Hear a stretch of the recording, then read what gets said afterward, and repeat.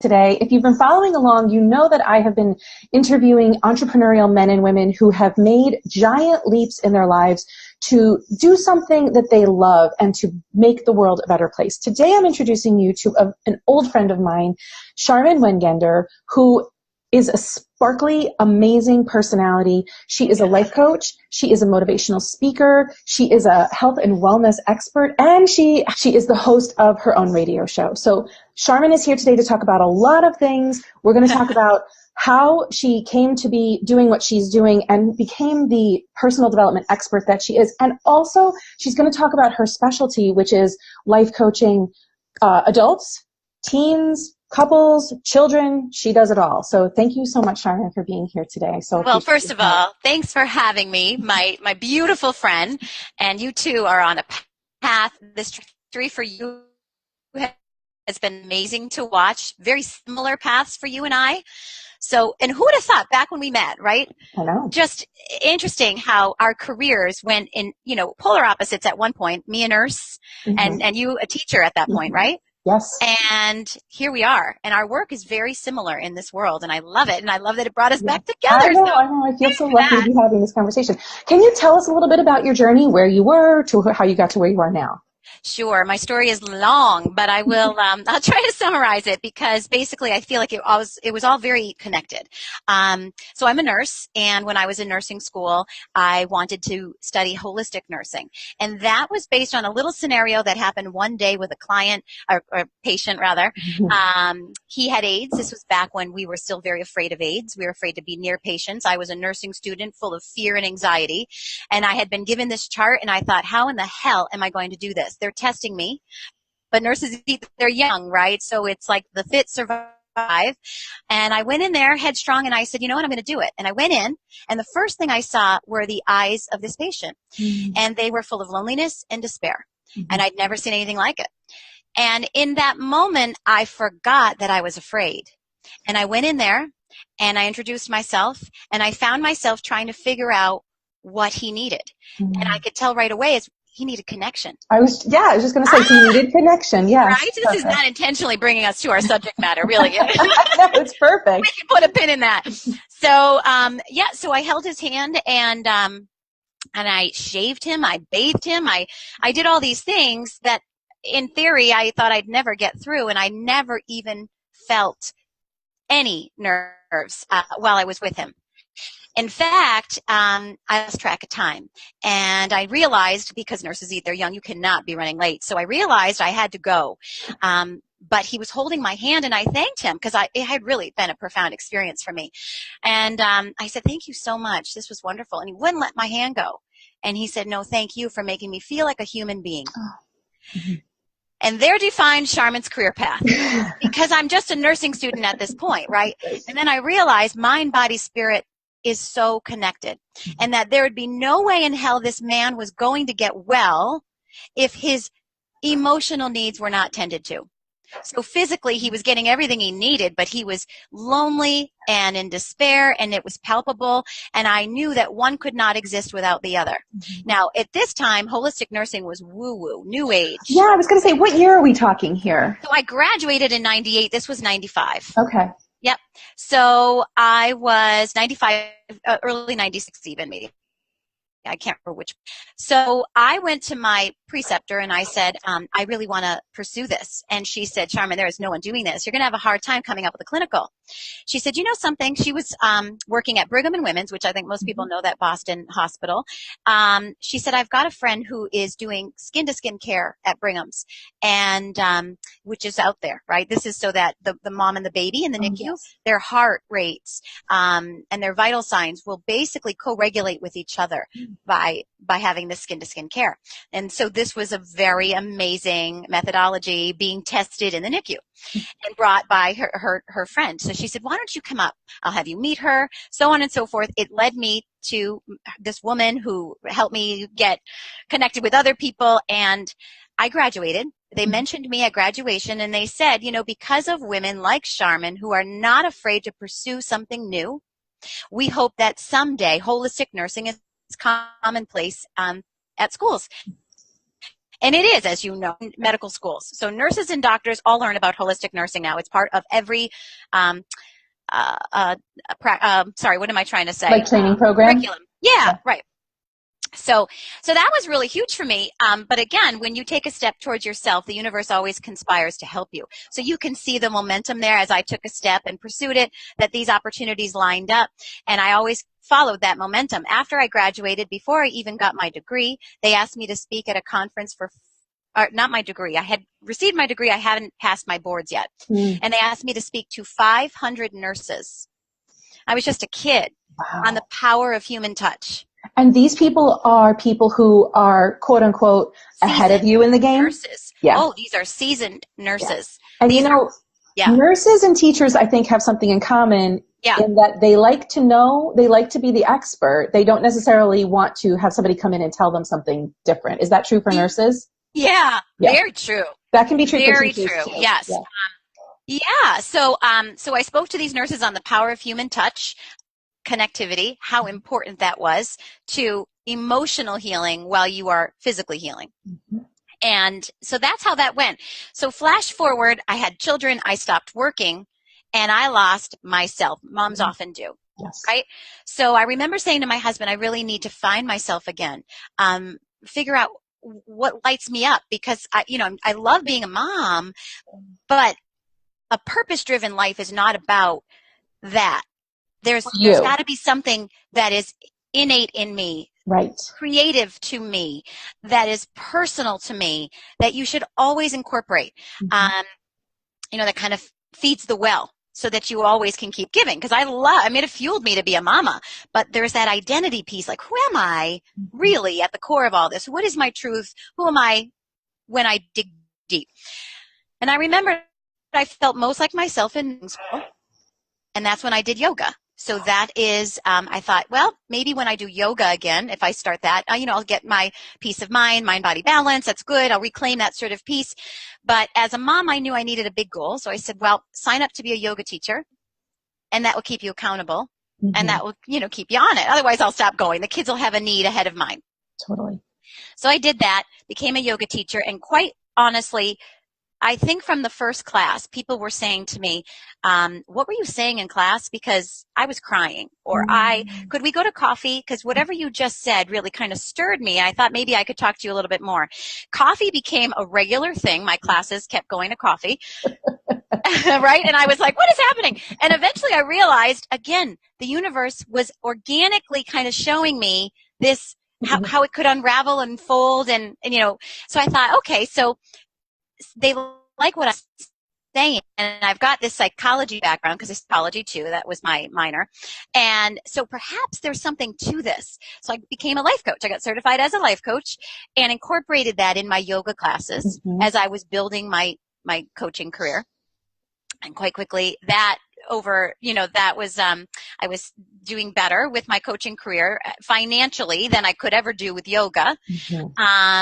And so that sort of is I still teach. I still do personal yoga. I do corporate yoga. I teach at the brewery, which my husband owns.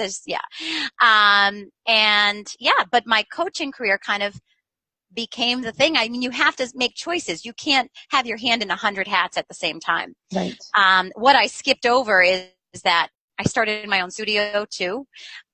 And I started that when we moved, and it allowed me a space to really create this personal development center. And I was offering peace camps for young girls, broga for young boys, and this is where you would do confidence training and learn about the power of friendship and being honest and following your purpose and figuring out what lights you up, and we'd even do interviews, false pretend interviews, and handshaking and eye contact and the power of your voice and to stand tall and some of the power poses and teaching children some of these small things, the power of breathing to slow down and reset. Right. Stress, how to handle your stress and difficult emotions.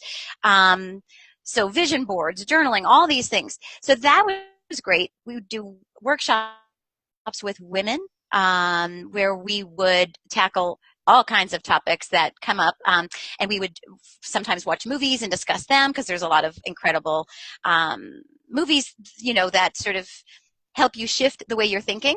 Mm-hmm. So, kind of creative ways to get together, obviously wine nights, things like that, making it fun and making it a place where like-minded women can come and share ideas. And be safe doing it. And be safe, yeah. So, so all of that is part of what happens at home.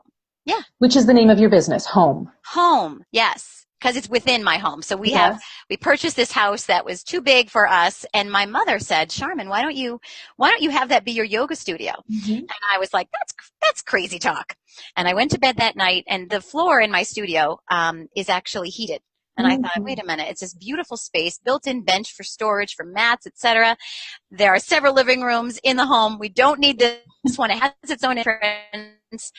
And sure enough, it was. And the name came to me at that moment, too. Because really, home is within all of us. Our truth, our purpose is there. It's always there. And to find it, sometimes you got to go on that journey. What I love about your story, and what I want people to hear, that you started in a place where a lot of people stop, right? Like you started, I want to be a nurse. And then somebody maybe threw down a roadblock and said, well, nobody's a holistic nurse. That's going to be hard. Yes. And in every iteration of your personal and professional growth, maybe somebody threw down a roadblock. 100%. Kids, life gets lifey. 100%. But what I love is that you keep dwelling in what's possible versus this is the way I should do it. So you don't should all over yourself. You're not like, no, I'm a nurse. I'm going to stay a nurse for my 35 years and then I'm going to retire from this hospital. And there's nothing wrong with that. If that's what lights you up. And that is the key difference. What is it that lights you up? And for you, it's a constant evolving that lights you up. You know how they say, you'll fail 100% of the time if you never try? Yeah. For some reason, that has always burned very brightly within me. I always knew that you just try. Go meet somebody. Just try. Go do this. Just try. Like the try part was exciting to me. And I will tell you, my first job, there were not a lot of holistic nurses out there. And I opened up the phone book, Jen, and I literally called. I was living in Boston with Paul. The phone book. That just tells us how long. Isn't that hysterical? And I called whatever there was, maybe 50 places at the time in Boston, and I just cold called that I was a nurse, and was there any, were they hiring? Could I come in and meet them? And ironically, again, universe shining down on me. So this one number I called, didn't know even where I was calling. I only saw the name. You don't know anything about it in the phone book. Okay. And I called, and Dr. Rothfeld answered. He was at American Whole Health. I knew nothing of this man. Turns out he never answers the phone. Why he did on this day, we don't know. But he's a renowned doctor from Tufts. He's written many books. He answered the phone, and there I am. Right? Swimming in possibility, giving my pitch that I had already given probably 35 times, and that I'm a nurse. You sure had a lot of practice. You were ready for him, right? I was ready. And he was, and I just said, if I could even just, work volunteer, if I could just meet you, if I could just come in. And he was he liked the passion behind my voice, and he got kind of a kick out of it. And he said, why don't you come in? So I did. And as I was sitting there, Jen, in the waiting room, not knowing where I was, literally I was oblivious. Above me was a Self magazine cover. Mm-hmm. They were featured as the Office of the Future. Oh, wow. Here I was. I had no idea. He could have been Joe Schmo. Right? Yeah. So here he is, the Office of the Future. It was where Eastern and Western medicine were given under the same roof, basically, right? So you could come in for your prep culture. You could go in for your chiropractic visit. I was the IV nurse there. I gave vitamin infusions and chelation, and it was amazing. And but think, that opportunity, if I had gone on job listings, it wouldn't have been there. But sometimes you have to you go outside the box and you think, what will it take to make something possible? Yes. And it's going to be no if you don't try. It doesn't mean it's going to be a yes, but it might lead you to that next right step. Mm-hmm. So you got like 39 no's and your 40th was yes, girl. I did. I got a ton of no's. And I remember Paul was cracking up like, what are you doing? And I was like, why not? Right? maybe you network somebody that helps you in your path. Yeah. So when you tell your story, it unfolds organically. It's obvious, like you're dwelling in possibility a lot. And at the same time, I know that somebody watching this or listening to this is thinking, oh, but that's for her. She's special. Can you talk a little bit about the dark thoughts that maybe would have gotten in your way and how you dealt with them? And they're there, and they are there for you. Mm-hmm. And they always should guide you. See, fear is going to challenge you. It's going to try and take you out. It will happen every single time. My radio show, I thought my whole life, I literally bought red glasses when I was like 10 because I wanted to be Sally Jesse. Like, I really thought that was my path. So here's the speaking and the coaching and all of it. I'm like, clearly this is leaning me to take this to a bigger platform. Mm-hmm. And one day I was on Facebook, and an advertisement had come up for a radio show. I wrote it on my phone. I opened it up. I saw the application. I wrote my pitch on my phone without questioning it, because sometimes I know well enough my ego will talk me out. But if I stay in that moment of possibility, so what? They say no, then so what? But I could try, right? So that just go for it. That action step can be very exhilarating. Mm-hmm. It's okay if they say no. It might lead to something else. So I wrote the pitch. I sent it in. I remember I went to I went to dinner with my girlfriends that night. And while I was sitting at dinner, the CEO wrote me back. And she said, I just read your pitch, and I would love to meet with you. Wow. So that's how that happened. They said yes to the radio show. I'm again feeling great vibes. I'm like, yes. And then the darkness came in. The fear came in. Uh-huh. I signed contracts. I was in. This was happening. And Jen, the fear of being seen is powerful. Can you talk a little bit about that? What that means? Yes, because I can, because that takes us out is showing up as yourself. It is much easier to have dreams and use excuses and never pursue them, right? It's not the right time. I'm too busy. I have this other stable job. But really, it's going out there and it's exposing yourself. Mm-hmm. Like, you're not riding anyone's curtails anymore. There is no security. It is frightening. It is scary. It is terrifying. And people might not like you. People might not like what they're you not. Say. And guess what? I'm a Libra. I'm a lover. I want to have a million friends. But as I turned 40, I realized you cannot need everyone to like you. Mm-hmm. You can like people to like you. But you have to be okay with them not liking you. Mm-hmm. You have to be with that feeling and say that is about them. Because how somebody treats you is always about them. Mm. It is never about you. So when you're having an interaction and someone's rubbed up against you and they don't give you a good vibe, that's about them. There's nothing more freeing than that. You got to be okay with them not liking you. That is like... That is not on me to fix. That is not my problem to solve. That is on them. No. And you can't put all your energy in this one person that doesn't like you, right? Because it's exhausting, and it's a total waste of your time. Because sometimes no matter how loving, funny, great, balanced you are, you're not enough for that person. I know. And that's a good lesson. When you stop trying to put your eggs in the wrong basket and you continually put them in the right basket, that basket gives back. That basket fuels you and feeds you. It will not drain you. So right? You've learned all these lessons the hard way, I imagine. Hell yes! Oh, isn't that the best? Like wisdom, right? This is why, we have to share as women what we've learned. Mm-hmm. So the dark night came in, or the dark feelings came in around my radio show. Mm-hmm. I started being very worried that I'm like an imposter, right? And I think imposter syndrome is another problem that we all have. Mm-hmm. I'm not smart enough. I'm not witty enough. Trained enough. I don't have enough certifications. Yeah. Mm-hmm. We all do this. And we look at the other person who is far more qualified. And why? How did this was luck. I got here by luck. This was chance. Yes. And oh shit, I cannot deliver now. Right? Really, this is it. So get out now. Mm-hmm. And I literally called the producers and I said, I can't, I don't think I want to do this anymore. And they were like, Sharmin, you literally were so impassioned about your Sally Jesse Raphael glasses and about how all this sort of organically unfolded and how your conversations with women fuel you and how they always seem to leave more empowered. And isn't this gift you should be sharing? This is just your fear. The same advice I give my coaching clients, right? But it falls on deaf ears when it's yourself. Of course. And I had acid in my stomach. And I was like, oh, I hate that they're right. I know that they're right. I'm not sure where I'm going to find the strength to just keep putting one foot in front of the other, but they're not letting me quit. So it's happening. So I prayed. I believe in praying. I prayed all over it. And I remember the night before the show, I wasn't afraid. I don't know where it went, Jen, but literally I walked through the fear.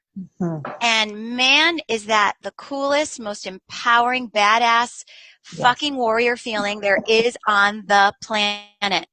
And I didn't plan for it. I didn't know it would happen, but I just kept putting one foot in front of the other. And the night before the show, all I felt was elation. All I felt was excitement. And I put my headphones on for the first show, and I was like, literally, like shaking with excitement. And we broke a record for the number of listeners for a new show. Wow. Yep. So the whole thing here, the lesson, first of all, there's the lesson of, it's a yogic lesson of lean into the discomfort, allow the feeling, and you allowed the fear. There's that resistance that a lot of us do where we buffer and we push it down and we squash it, and then it comes up someplace else. It will come up, Jen. Leaned into it. Yes. See, because you have to look at what's coming up. You have to feel it. We all think, and most of us are, so outwardly focused. Yes. And when we're busy, we can't feel. Right? So we do, and we task. Yes. But these things come up. And when you feel it and you go through it, you go beyond it. It's like, thank you, next. I think a lot of my clients, and I talk about, my thing is like, we can't ever achieve our goals because we keep ourselves too busy, and we can't clear out our minds because we keep ourselves so busy. Yeah. And people stay busy so that they don't have to do exactly what you did. People want what you have. They have to sit and be in it. And many, many, many people are not willing to do that. And you know what, Jen, I would have walked away if they let me. Yeah. I had that much fear, that much doubt that I could deliver. I mean, I was drowning in it.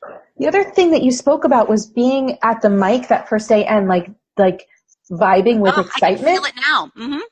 The thing is, sometimes fear and excitement feel the same in your body. Yes, they do. So if you can talk your mind off the ledge of this is fear and be like, oh, this is exciting, that is a huge empowering mindset shift for people. So, you know, my whole career shifted a lot for me. I have never been really religious.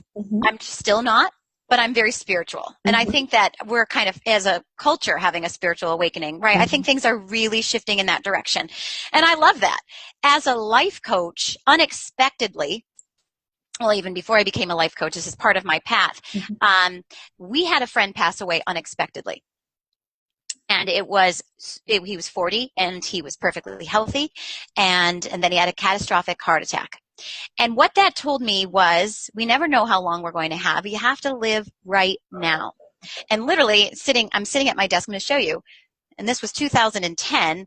I went out. Can you see this? I went out and I bought this sign. Is it backwards now for you? No, it can be. Yeah. So live. I went out to Marshall's. I bought this sign in homage to him.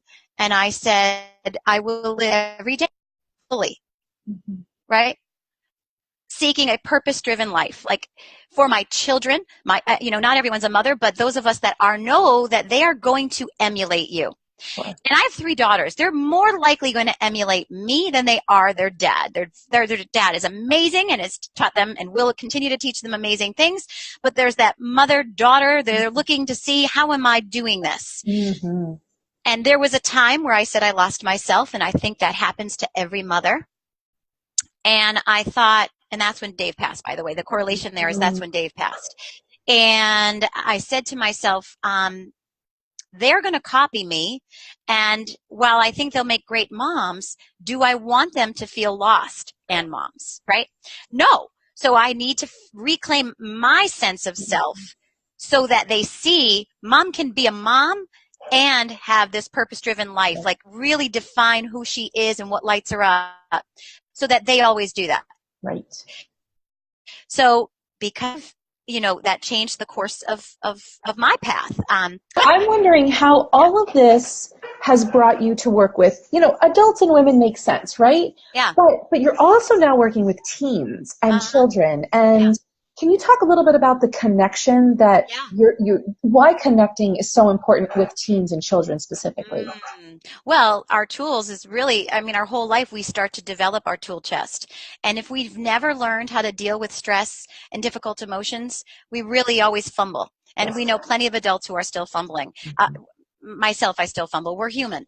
But the more tools you have in your tool chest, the better equipped you are to deal with what life throws you, right? So really that's why I knew young girls were who I wanted to have a program for. Specifically, I was a yoga teacher, so watching little ones do yoga is so sweet. They know how to quiet their minds, and they find that stillness, and it looks like they've just received the greatest gift of all. Like the inner joy is so easy for them to tap. But talking about difficult friendships and talking about how you deal with conflict and talking about stress and talking about all those things, not everyone, I'm a talker as a mom. My mother was, but not every child goes home to somebody who's listening or knows even how to address those things. So I thought how important that is to have those girls here. I did feel that teenagers would be the population I couldn't work with because they're sort of, they're too cool. And I always did yoga with them. I always did this thing called Share the Gift of Yoga, where you'd come and bring your child for free of all ages. And it ended up being mostly teenagers, which I loved. And a lot of the concepts I always, through my class, I would talk them, and it's great to expose them. But a workshop, I wasn't sure that they would be a captive audience. Totally. I ruled it out. So I did the boys, the Broga class, and I did the young girls, and but the teenagers I avoided. And then my high school daughter, her soccer coach on the varsity soccer team said, Sharmin, I heard you're a life coach, and I would like to know if you would be willing to come to my house. I'll do a spaghetti dinner, and I would like you to give them a talk. And I was like, sure, I would love to do that. And from that spun the most unexpected outcome. I was receiving texts from them after the fact. I was getting moms saying, my daughter came home and had such a profound reaction to your words. Could you work with her one-on-one? Oh, wow. And I never saw that coming. So that led to this one, referrals, right? When someone has had good, so then they would tell somebody, and then I'd get a new teenager. And then what I realized is they need it more than any of the other groups I've worked with. I think teenagers now, connectivity, to bring this full circle, never has there been a time in society that we are as disconnected as we are right now. Ironically, right? Because we have access to everything, and we are more disconnected, right? We are. And we're tethered to our phones, and we're constantly looking outward. And the problem with that is the real happiness has to begin with an inward focus. Really who you are and what lights you up. But they're so, getting these superficial hits of likes and critiques and whatever. You are taking in all that input, and you are measuring who you are against other people. And that's really a dangerous, slippery slope. It's negative, toxic, and it's very isolating. That not enough feeling is kind of, planted. And, connectivity. We used to pick up the phone, and the intonation in someone's voice, you could pick up on emotion.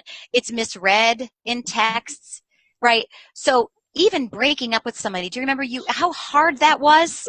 But you had to do it, right? In person or over the phone at least. Or on the phone, but you Voice really to had to find the voice. words. And there's a skill in that. Yeah. And you really fumble at first, and you're always going to fumble a little, but you get better, like that tool chest, right? Yeah. You send a text, it's not working, send, what have you learned? Nothing. Right. You know, so there's so much, even just there in our communication with each other, that is missed. So listening to somebody, you can't listen on a text, but when someone's sitting there holding space for you, supporting you, that's a powerful thing to share with a friend. So there's that. There's sex, drugs, and everything else that it's because porn is so accessible. Let's just be honest. Yeah. Kids are confused. Yes. It's their images for their bodies and what's normal is so skewed. It's unhealthy. So it's and drugs, of course. So we've got access to that, harder drugs than kids ever had before. Oh my God, yes. It's harder now, yes. stronger now than it ever was before. Vaping. My middle daughter, Anna, last year, 8th grade, said, Mom, I think everybody vapes. Oh my God. She said, you think, that normally it's, the smart kids, the cool kids, the whatever, are not the ones that do it. It's kind of like more of the burnout kids. But she said, Mom, it's everyone. So, and then it's just, So when you realize, and suicide, the rates of suicide have increased exponentially. Why? Connectivity, right. We need to be connected. We're working more as a society. Oh my God, we're so materialistic. We are so driven. We got to go, go, go. We got to be better than the Joneses. We got to acquire. We're not connecting to our loved ones. We're not connecting to ourselves. Families are detached, and you need family time. These teenagers who come to me have homes most often where one or the other parent, if not both, are never around. Kids need that connection. We need that connection. So connectivity, teens, it happened. It's at the basis for it just happened. At the basis of their success. It's at the basis of our success for ourselves, for our marriages, for our relationships, for our businesses. Like, we really need to connect with ourselves and with other people. So given all of that foundation, what advice would you give to a woman who has yet to really connect with herself? How could she start someplace? Well, I always go back to, what did you like as a child? What lit you up? Before the world told you who you were, who were you? So you really begin there. Did you like nature? Were you an adventurer? Did you music? Did you like to dance? What lit you up? And sort of find your way back to your creative self. Your creative self is really what's going to drive that purpose. It's the unique part of you. Where your interests lie is part of your purpose. So you have to go back, because sometimes we get stuck in this box of, well, I need to be a lawyer. Maybe that will pay the bills, but maybe that's not what lights you up. And that's okay. Pay those bills. Do the job you have, but incorporate what lights you up.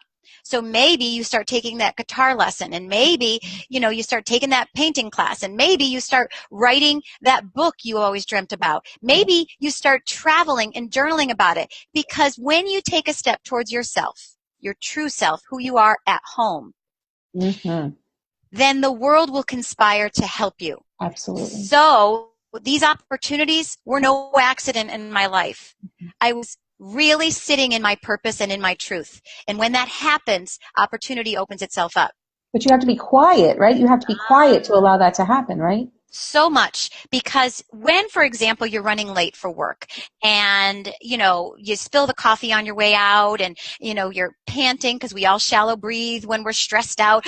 Oh my God, I'm going to be late. I've got this meeting, and oh my God, I just spilled on my pants, and oh my God. And then you can't find your keys, and you're like frantic, and you're like, oh my God. And what do we all do? Slow down. I cannot find my keys unless I slow down. And then you stop. Literally stop. Don't wait. And we say, like, okay, oh yeah, that's right. I was in my bedroom. But you have to stop. Of course. So we cannot hear our intuition, our inner guidance, unless we stop and slow down. So really, being alone is addictive. When you start to be alone with yourself, you realize it is so good. Sometimes it gets hard to be with people. That's true. Yes. But it takes time, and it is a skill. It's one more toolbox. But to really be alone with yourself is to stop and say, what do I like? Moms especially, again, so outwardly focused on everyone's needs. We're the first to go without. I'll ask a woman, what do you want? She often doesn't know the answer. No, they have. It's not a judgmental comment that I'm making. She's just so focused on taking care of everyone else. Well, that's where I was. When my friend passed away, and it was like I knew I needed to seize the opportunity, the moment, make something good happen out of this terrible tragedy, and I knew that it was a call to live. But I didn't know who I was. I didn't know what I needed. And I did have to sit with my thoughts. When did I feel most like myself? And I recalled that feeling of joy, of peace, when I did yoga.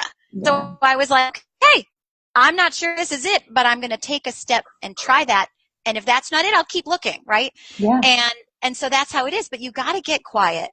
You really have to sit and say, what do I like to do? Is it just walks? Is it just, being in nature? Is it spending more time with my family? Like, it doesn't matter. There's no right answer. Right. But when you discover what literally makes you happy, because we never ask ourselves. I know. And it keeps us just stuck. And then that leads to, well, the kids graduate from school and here I am. Now who am I? Right? Or I had a creative idea and I didn't act on it. And somebody down the street is doing the same thing I wanted to do. So there's two things there. One, don't put it off. Yeah. We do that, don't we? When the kids graduate, I just got to get them here and, I'll fix it after, we move because it's already enough stress right now. I can't even deal with it. I just will live on autopilot in this, broken down marriage. Or I can't deal with this family drama right now. I'm just going to pretend that everything's okay and I'll deal with it later. Yes. The truth is, what sits within your soul is weighing you down. The longer you carry something, the heavier it feels. And it will catch up. Yes, girl. I often use the example of when you pack a suitcase to go on a trip, you pack it specific to the needs of that vacation. So if it's Caribbean, it's sandals and bathing suits, etc. And imagine you came home from that trip and I said to you, I hope you had a great time. We're going to go on another trip. The good news is it's an entirely different place. It's Alaska. So you need to pack a suitcase specifically for that. But here's the bad news. You cannot unpack your bathing suits from the Caribbean. I need you to bring them along also. No problem. You have two hands. You can do that, right? When you return, I say, I hope you had a lovely time. I have good news and bad news. We're going on another trip. This time it's Africa, right? So I need you to pack your binoculars and your safari gear.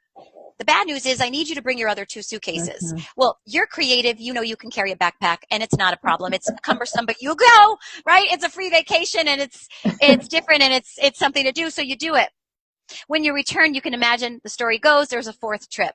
I don't know how many you will personally get in, how creative you will get, but eventually, if you are carrying everything with you, you will be rendered immobile. You will not be able to move forward.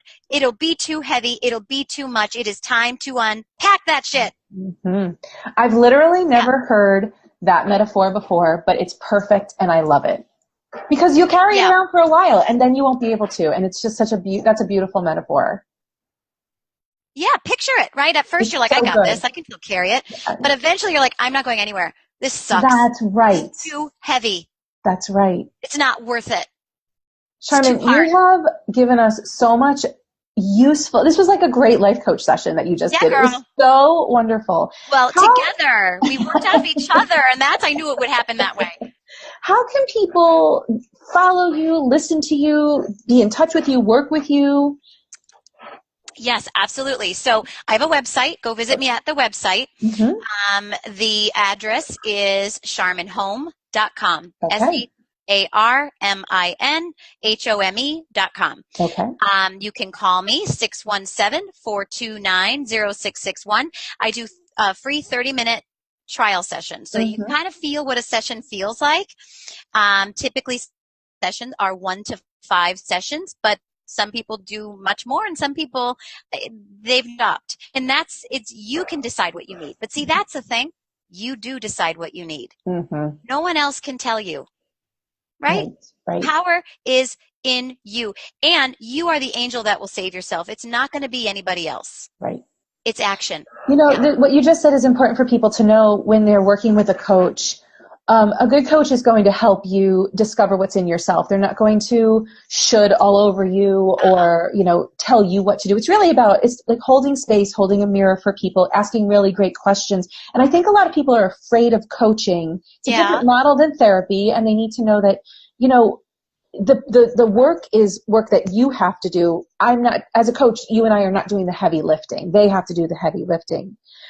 When people get to the other side of coaching, they'll often say, you did this for me, or no, I didn't. I just asked a good question and gave you the space to get quiet to think about what you wanted.